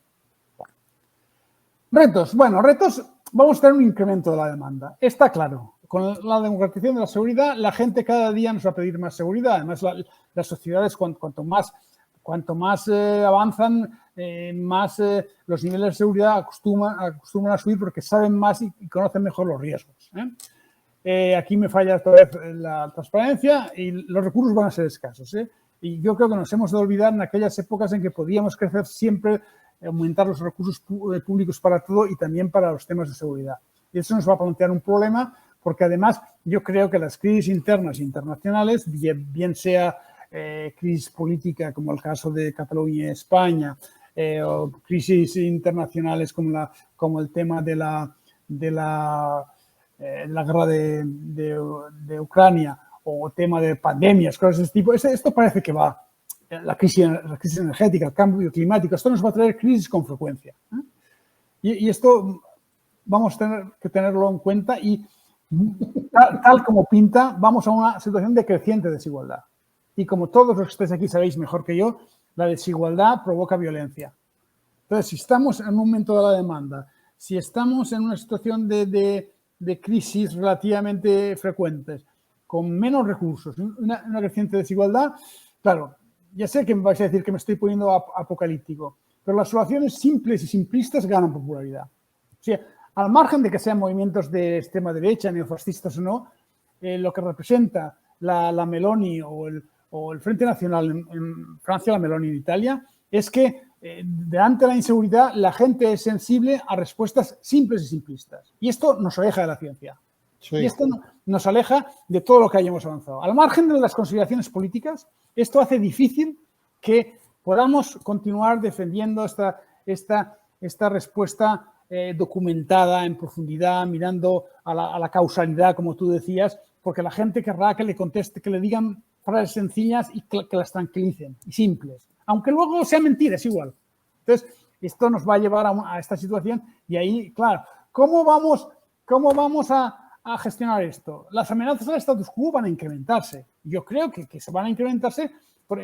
Miremos ya fuera de Europa, en Irán, las mujeres se han hartado. O sea, cuando hay una situación de mucha desigualdad, de mucha injusticia, la gente llega a sublevarse, llega a cuestionar el status quo. El status quo se siente atacado. Entonces, en este contexto de status quo que se puede ver atacado, de desigualdades, de búsqueda de respuestas simples, la presión por las respuestas coactivas aumentará. Es fácil verlo. Mira, los que ofrecen este tipo de respuestas coactivas y simplistas están subiendo. En Europa, no hablo de Latinoamérica. Olvidamos de Bolsonaro, que no es un buen ejemplo, que tú quieres que hablemos de Europa.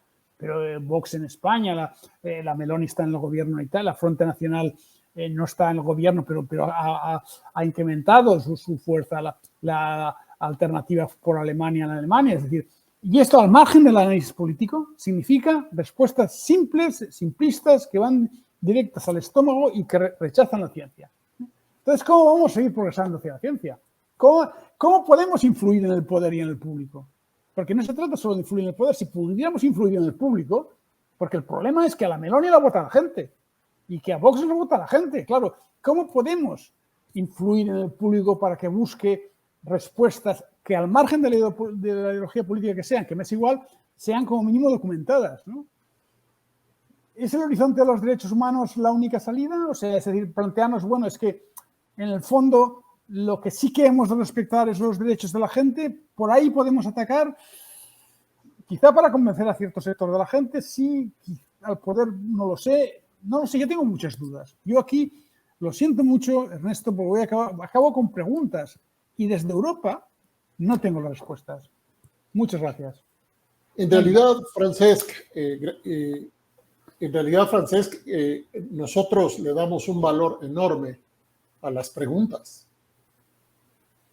Probablemente más que el que generalmente se le da a cielo abierto, sobre todo en estos impulsos solucionistas simplificadores, que se nos acercan también a nosotros para pedirnos soluciones.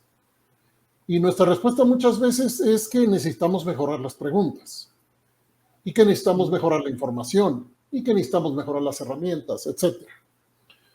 Ha sido extraordinario las ponencias, las 3 exposiciones, Ana, Antonia, Francesc, nos dan para mucho desde acá. Puedo decirles que lo que han dicho ustedes desde la perspectiva de este programa, de esta universidad, tiene que ver mucho con nosotros. Tiene que ver con nosotras, mucho. Les vamos a pedir una reflexión final en un enfoque específico. ¿Qué recomiendan para seguir trabajando a favor de la relevancia de la investigación científica aplicada en seguridad ciudadana? Francesc sabe bien que este programa hizo una investigación internacional comparada de centros de investigación. Hicimos un mapeo de 44 centros, hicimos entrevistas a personas de 12, más o menos 12 de ellos, de varias regiones del mundo. Luego reunimos a representantes de 7 u 8 universidades de aquí de México y fuera de duda, más allá de cualquier duda, hemos legitimado desde el punto de vista político, ético, científico, la necesidad de aprender a hacerlo mejor en términos de investigación científica aplicada para la toma de decisiones, no solo por parte de los gobiernos, pero también por parte de la propia sociedad, la sociedad civil.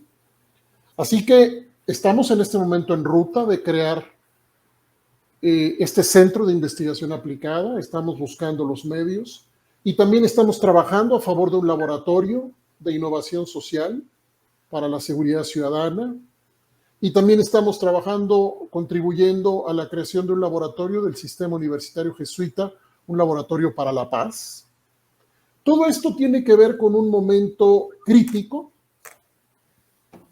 dramático para este país, pero también tiene que ver con un momento de crecimiento de oportunidades. Bien, Ana, ¿podrías regalarnos una reflexión final? Luego vamos con Antonia y luego vamos con Francesc y después haré yo un comentario final. Adelante, Ana. Sí, de acuerdo. Pues en el ámbito en el que yo me muevo, es imprescindible todo el tema de la investigación, porque yo creo que nos faltan datos y nos faltan evidencias.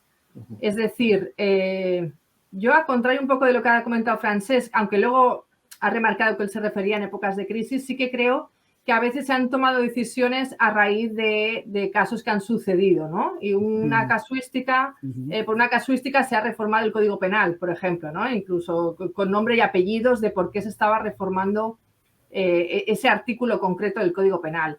Entonces, esto en todo el tema de la violencia machista, creo que hace mucha más falta la evidencia, porque está claro que con mensajes populistas o con un mensaje poco profundizado no se están consiguiendo resultados. Yo, que trabajo mucho todo el tema de la contaminación lumínica, por ejemplo, pues insisto mucho, por ejemplo, cuando se dan soluciones como, bueno, están habiendo mucha violencia en la calle contra las mujeres, pues vamos a llenar el municipio de farolas.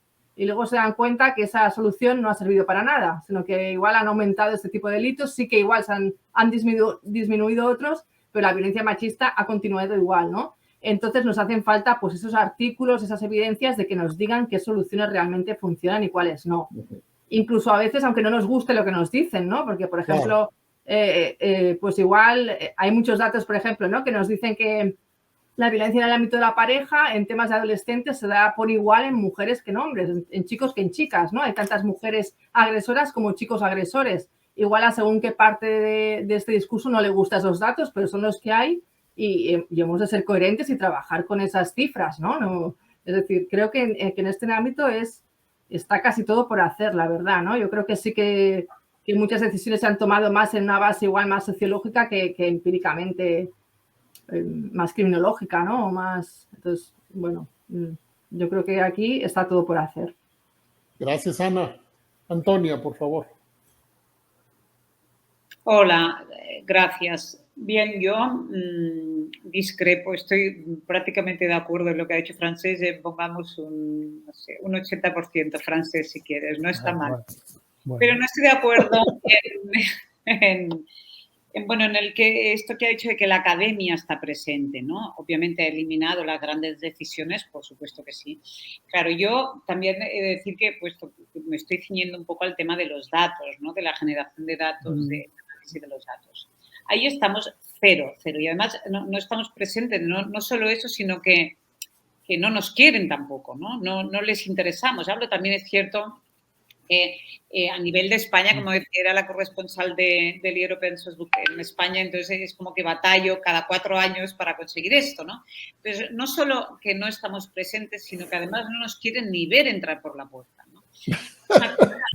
Una clara voluntad, como ya viene la pesada esta aquí. Entonces, hay una clara voluntad, hay un claro rechazo, ¿no? Es decir, yo iba a decir una frase ahora que claro, los que me llevan, diríamos que en criminología, no los datos, sino la información, lo es todo, en un sentido, en el sentido de que cuando hablamos de seguridad de políticas criminales, Quiero decir, muchas veces el reflejo de la eficacia, ¿no? de una política, de la implementación de una política, de la evaluación, digamos, de una política pública, viene reflejado no solo por datos, sino por la información. Pueden ser datos, pueden ser, bueno, entrevistas, encuestas, pero por esa información. Entonces, claro, hay un temor a esto, ¿no? Hay un temor.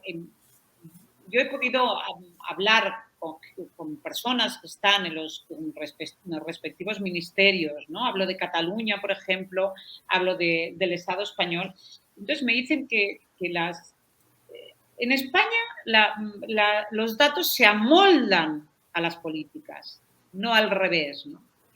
Uno de ellos me decía, por poner un ejemplo con el tema de la violencia machista que comentaba Francés y que decía que no sabía qué íbamos a opinar nosotros, ¿no?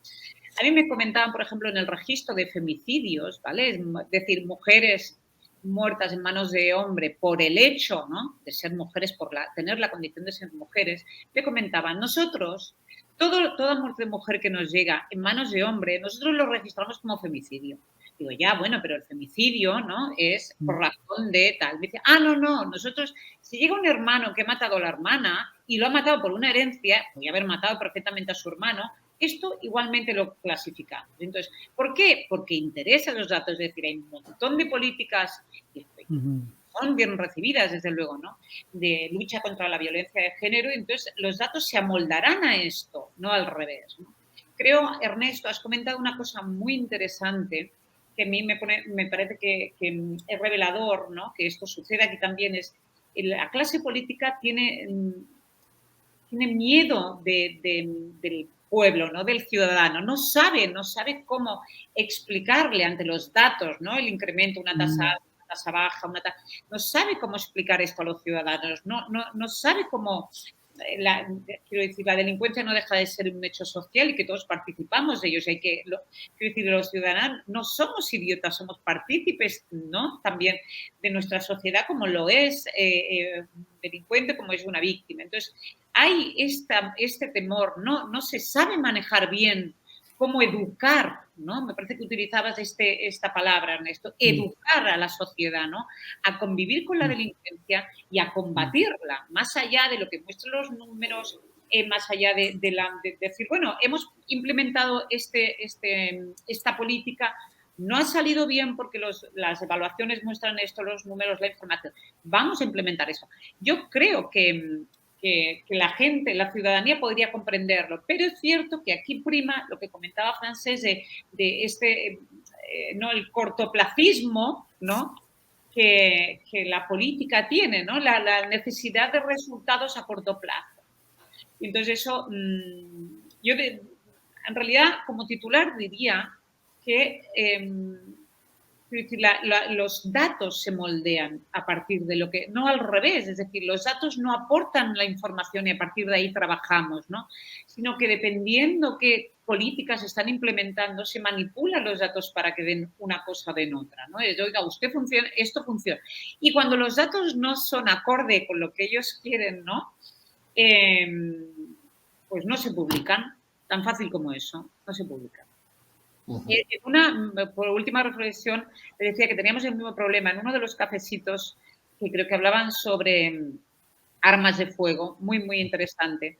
Creo que una compañera, no sé, Nicole, creo, comentaba de las armas de fuego desde una perspectiva de género, ¿no? Y entonces, Nicole Huete de Intersecta. Exacto, entonces que una presentación muy, muy interesante, como digo, toda la problemática que hay en México de las armas de fuego, ¿no?, la violencia con armas de fuego, y ella dio así ese prisma femenino, ¿no?, digamos, o feminista. Entonces, ella decía, bueno, claro, porque no sabemos, por ejemplo, no se publican los datos, ¿no?, sobre el género de las víctimas, no sabemos si es hombre o es mujer. Bueno, hace relativamente poco, yo estaba diciendo lo mismo en el Parlamento de Cataluña en relación a Cataluña. Está diciendo exactamente lo mismo. Con los datos que se publican en abierto de la policía catalana, yo no puedo saber el género de la víctima. Entonces, en muchos aspectos seguimos vuestros pasos, digamos, ¿no? Seguimos en la misma onda. Gracias, Antonia. Francesc, comentario final. Bueno, comentario final, un comentario más, no un comentario final. Bueno, final para esta sesión. Vale, vale.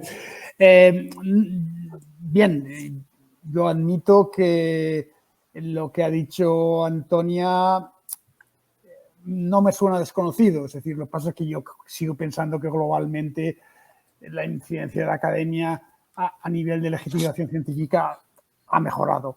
Sí que es cierto, y eso yo lo he vivido internamente, es que los datos, la información, sí que se intenta usar de manera que justifique,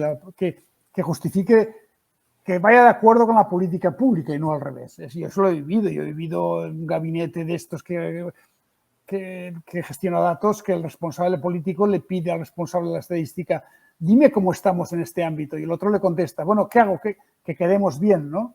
Y en este caso el responsable político dice, no, a mí me interesa saber si estamos mal. No fastidiemos, o sea, no me dores la píldora que yo... Pues, pero quizá eso no sea un caso habitual, pero en aquel caso yo quiero saber si estamos mal, porque si no me voy a hundir. Pero sí que es cierto que existe esa tendencia de utilizar una parte de la ciencia, la que tienen aquellos que trabajan para la administración, para justificar cualquier cosa. Y por ahí empezaré, y en esto le doy la razón a Antonia sin ningún tipo de duda, y ahí empezaré a articular mi discurso. Yo creo que desde la investigación no hemos de ser complacientes con las políticas públicas. Complacientes, ¿qué quiero decir? A veces tendemos a aquellos gobiernos que nos parecen menos malos que otros o que nos parecen mejor intencionados que otros a ser... Yo creo que a veces se entra un poco al juego a no interpretar los datos de manera que les hagan mucho daño, porque sabemos que como hay esta utilización partidista, la parte contraria los va a utilizar. Yo pienso que esto es un error, y que ahí también estaría de acuerdo con Antonia, que hemos de ayudar a la gente a explicar, que la gente se avenga, que empiece a explicar, a justificar. Los ciudadanos no son tontos, yo estoy cansado de decirlo internamente, lo que pasa es sin mucho éxito, por lo tanto no soy muy bueno en esto. O sea, yo creo que al ciudadano le puedes explicar que una cosa no la has podido hacer porque no tenías recursos en aquel momento o porque no tenías la información. Yo creo que esta gente lo entiende. Mayoritariamente habrá un grupo que te lo criticará y que no lo entenderá, pero en democracia pasa esto, tú no puedes aspirar. Cuando me decía Antonia, estoy de acuerdo contigo un 80%, hombre, lo raro sería que estuvieras en más. Y las personas libres tienden a tener opiniones diferentes. Y en democracia pasa esto. O sea, una cosa que yo insisto mucho y que internamente y que cuesta mucho aceptar, tú vas a aceptar, por ejemplo, que las intervenciones de orden público siempre serán conflictivas. Siempre. Entonces, tú has de ser capaz de explicarte y de justificar lo que has hecho. Y con eso podrás seguir adelante. Pero siempre habrá un conflicto. Entonces, yo creo que tendríamos que incidir en esta dirección, que explique usted sus políticas y a medio y largo plazo esto le va a ser mucho mejor porque en la medida en que nosotros no seamos complacientes y cuando la cosa parece que va bien y todo el mundo cree que la cosa está funcionando, si los datos no lo son, podamos decir, oiga, mire, de manera que no hiera, de manera que no nos rompa los puentes, porque si nos rompe los puentes no vamos a tener influencia. Exacto. Es decir, oiga, mira, que esto no está funcionando. Porque esto, si lo advertimos y damos criterio para explicarlo, a medio o largo plazo yo creo que esto va a tener mejor resultado. Ahora, el problema es si entramos en una dinámica muy histérica, como la dinámica de Melonis y compañía, esto es una dinámica histérica. Es una dinámica histérica que una parte de la población sigue, porque una parte de la población está muy desorientada, porque venimos de no sé cuántas crisis económicas, de la pandemia, la gente está muy perdida, la gente lo pasa mal. Y cuando la gente lo pasa mal, tiende a buscar alguna solución fácil, ¿no? Pero yo creo que no hay que desmayar en este ámbito y que yo estoy de acuerdo que hay que fundamentar y hay que hacer evaluaciones pausadas, pero que no sean complacientes, porque creamos que hay gente, que hay soluciones peores que las que están en el gobierno y nos sabe mal que si hacemos un estudio, un análisis, una evaluación científica muy estricta, vayamos a hundir un proyecto que creemos que es bueno. Bueno, pues hagámoslo de otra manera, pero no seamos complacientes. Si una cosa no funciona, digamos que no funciona. Yo creo, es la única vía. A corto plazo vamos a recibir muchas bofetadas, pero yo creo que es lo que toca. Bueno, quiero insistir en que mucho de lo que dijeron sí se parece a lo que pasa acá. Y mucho de lo que dijeron también tiene un enorme contraste frente a lo que pasa acá, y eso nos enseña mucho. En este programa estamos convencidos que estos materiales son útiles, muy útiles, si así se les quiere usar. Es decir, si se aproxima uno con la curiosidad propia de toda esta enorme complejidad. No se trata de ninguna manera, quiero reiterarlo para cerrar esta sesión, de decirle a nadie que deba copiar nada. Perdón que esta obviedad la tenga que reiterar, pero es que parte de las resistencias muchas veces pasan por esa postura política que intenta alejarse de la comparación de aquello que se ve lejano y a veces incluso hostil por ser diferente. A veces incluso hostil por ser diferente. Yo disfruté muchísimo. Espero que las colegas del programa de seguridad ciudadana también se hayan beneficiado. Y estoy seguro que habrá mucha gente aquí adentro y allá afuera que va a analizar con precisión las palabras de ustedes. Ana, Antonia, Francesca. Muchas gracias. Gracias, Hiroko, por el apoyo de siempre para lograr este cafecito. Gracias, Ana. Seguimos adelante. Vamos a volver a invitarlas. Vamos a volver a invitarte, Francesca, para otras conversaciones más adelante. Hay muchísimo que hacer siempre y siempre lo habrá. Quiero insistir en que nuestra ruta intenta acercar saberes disciplinares, pero también hay que decirlo, saberes no disciplinares a la toma de decisiones en la política de seguridad. Y brevemente debo enfatizar que nuestra mirada hacia los laboratorios sociales tienen que ver con un enfoque muy preciso de desarrollar capacidades de escucha activa y profunda frente a lo que llamamos los saberes nativos, los saberes locales, los saberes comunitarios que se desarrollan ahí en el terreno, en las experiencias frente a las violencias, frente al delito. Esos saberes que no están formalizados en formatos académicos son de extraordinaria relevancia para este programa. También lo tenemos que decir como parte de nuestras posturas políticas y éticas fundamentales. Muchas gracias a todas y a todos. Estaremos difundiendo esto y reiteramos la invitación para ver todos los demás cafecitos en nuestro programa, en nuestro canal de YouTube del programa de seguridad ciudadana. Gracias. Buenos días, buenas tardes, buenas noches. Dios, muchas gracias, un placer. Hasta pronto. Gracias. Hasta pronto. Gracias. Adiós.